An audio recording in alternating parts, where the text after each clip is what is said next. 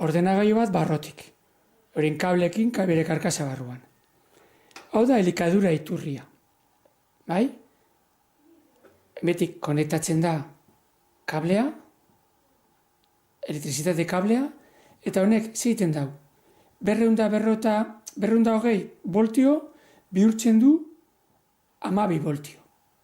Eta ez dakit uste dut 12 amperio ero 11 bihurtzen du amperio bat ero, bai?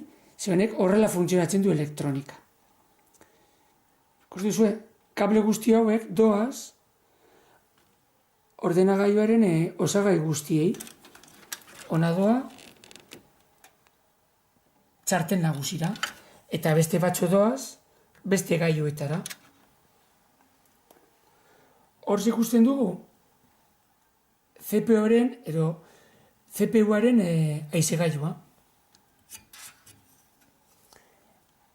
Hemen dago karkasaren haizegailua. Hemen ikusten duzue, hor ditugu RAM memoriak ditu. Gero, edatze txartel hau. Da, ikusten duzue, kolore desberdina du, besteik dira PCI, eta hau da txartel grafikoa.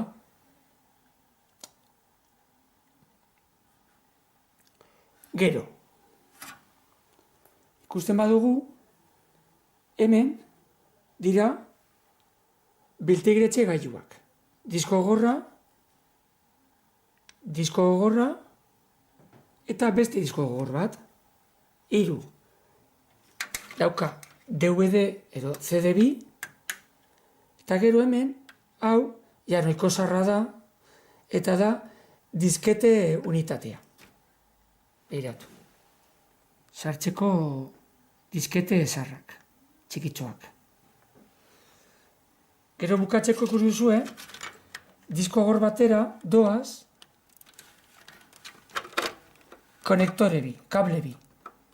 Energia emateko, hauek, eta bestea, datuak komunikatzeko, hauek, lodi hau, donek doaz, txartel nagusira. Baitere, goratu pila, konektatuta ez dagoenean ordenagailua korronteari, honek elikatzen dio txartel nagusiak duen memoriei konfigurazioa gordetzeko. BIOS deitzen da hori.